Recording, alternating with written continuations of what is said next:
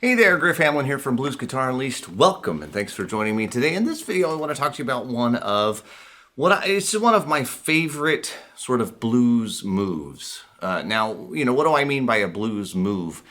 It's not a lick exactly, in that I'm not going to say put your finger here, put your finger here, put your finger here. However, it's a great soloing idea in that we're going to talk about three different shapes. Three different ways to approach the scales involved in playing over a blues, such that if you find yourself in a certain place, you now have options on how to move around. And this kind of approach, this is a little bit of a higher level approach. Again, because I'm not giving you specific notes. It's not like a specific lick, but it is an idea of a way that you can visualize the notes that are available to you and hopefully play them in a cool way, right? And then, of course, there's a lot, that goes into that. But at first, you got to be able to see the notes before you can come up with something cool to play with. So let me show you what I'm talking about. Now, this first pattern that we're going to talk about is what I call the house pattern. And this is a way that I like to use to get more of a major blues sound. So I tend to use this a lot over the one chord in a blues. Remember that the one chord gives us the option of playing the major blues sound, while the 4 and the 5 chord, we want to stick more with the minor blues sound, or something that I'm going to show you called the pentatonic 6 sound, which is really cool. So this is, some people call this the B.B. King pattern. I've talked about this pattern in a lot of videos. I won't go over it in great detail right now, but my root is right here. In this case, I'm in the key of A. It's a blues in A. So I'm using this A at the 10th fret of the 2nd string. Reach down, grab the 11th fret on the 3rd string, the A, the B. I bend it up a whole step to get me a C sharp. If I want a minor sound out of this, I bend it up a half step and get a C natural.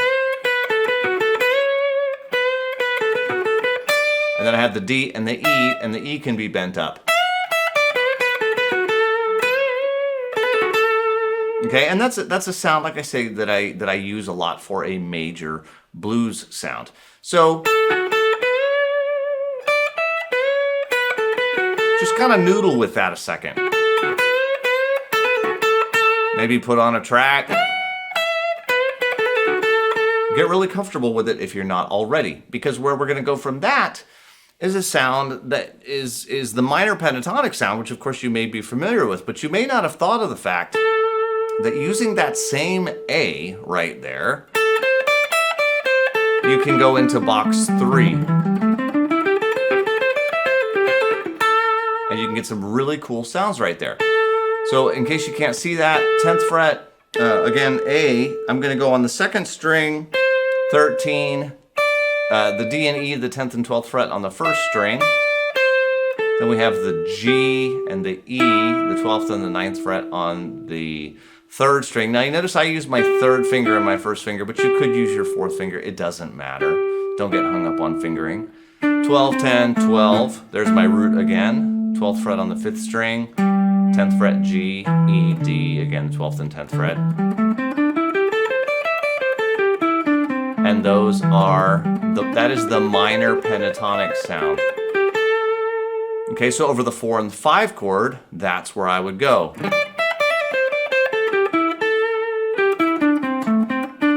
You can add the blue note. Best place to add the blue note is on the top string, because it's right between the 10th and the 12th fret. It's also at the 13th fret of the 4th string. And of course the 11th fret on the bottom string. But you don't need the blue notes. You can get away with just the pentatonic. And again, something you just kind of want to noodle with. Now, remember that you can use a minor pentatonic for the entire solo, right? That's commonly what I call level 1 soloing. It's as far as the sophistication involved, not that it's a bad sound. It's incredibly popular, it's incredibly useful, but you can play the minor pentatonic scale or the minor blues scale over the entire 12-bar blues progression. So what you might first want to do is just play around with box 3 for a while, because box 3 is not the most common box to use, okay? It's not one that you're gonna run out and just grab right off the top, you know? But there's some cool stuff.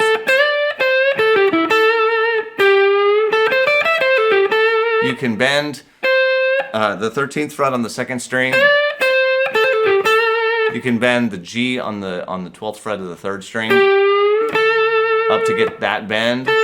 Now if you want to bend that top note, you got to go a step and a half. It's got to go far. But it can be done. And you'll notice I often use my middle finger to come back to the root. You don't have to, but it's hard to get from here to here.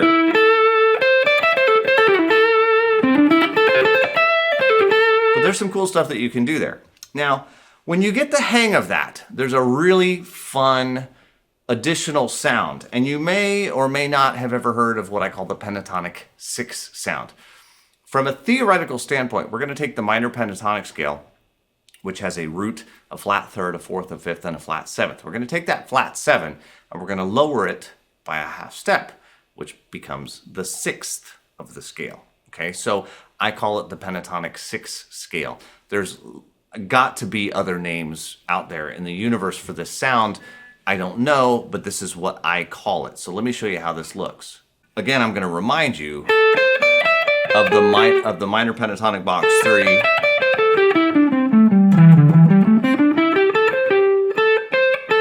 So here's my root, right? That's the flat 7th. The note before the root is always the flat 7th. So watch what I'm going to do. I'm going to change it to the 6th.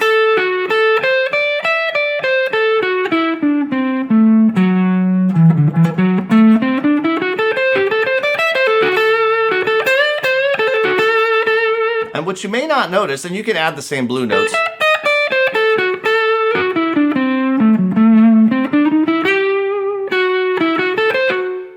Right, there's the 6, there's the flat 7.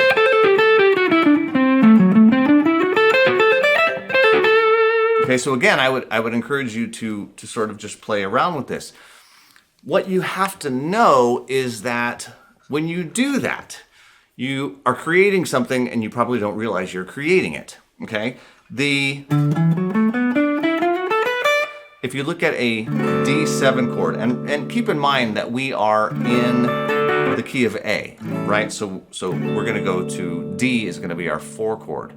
The notes in a D9 chord, it turns out that when we play the A pentatonic 6 sound, we are playing the root, 2nd, 3rd, 5th, flatted 7th, and root. We are playing exactly the notes in a D9 chord.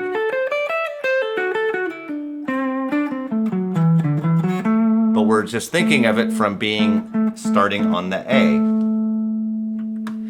So that particular scale happens to work really, really, really good over the 4 chord. Now, do you have to do that? No. Should you do that right away? If you're not hip playing the house pattern, start there. If you're really not that hip with box 3, go there next. If you've really got the house pattern down and you've really got box 3 down, then maybe you try to add in this minor pentatonic 6 sound. Again,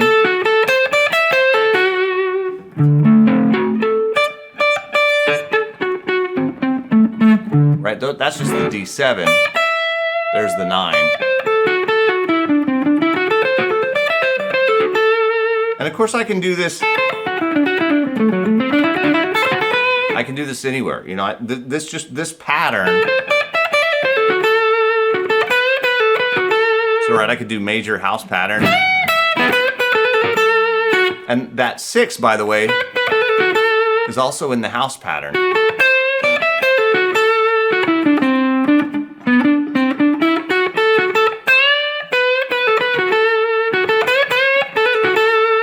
Okay, so again, make sure you take some time to just kind of noodle with the sounds. And keep coming back to that point. So the pentatonic 6, the house pattern, box 3, right? And notice that I'm just kind of playing up and down and around and then come back to the A. You just got to get the thing under your fingers. Real quick, let me throw on a jam track and I'll kind of call out the sounds as they go by so you can see how they get used. I'll use a slow track, and that way we have some time on each chord. So this will be the major house pattern.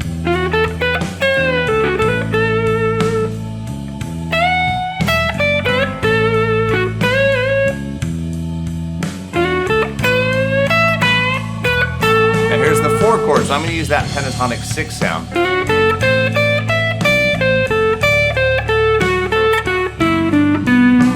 Sorry. Now here's back to the major house pattern for the 1 chord. Now I'm going to go to box 3 for the minor sound.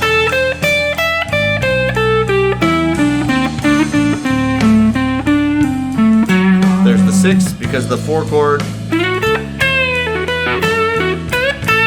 Major house pattern again.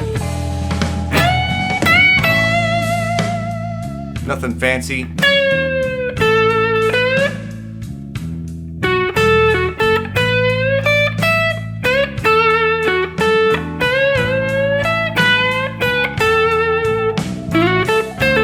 Pentatonic 6.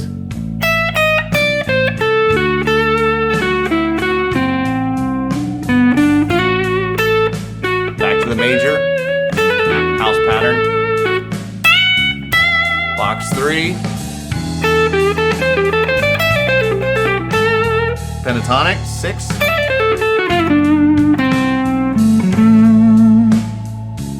House pattern.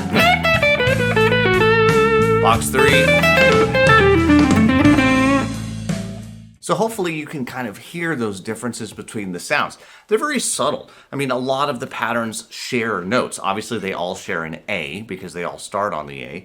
But, you know, like the house pattern and the pentatonic 6 share that 6th degree of the scale. In this case, that's an F sharp. It won't always be that way, but pay attention to those finger movements, right? Going between the A and the 6.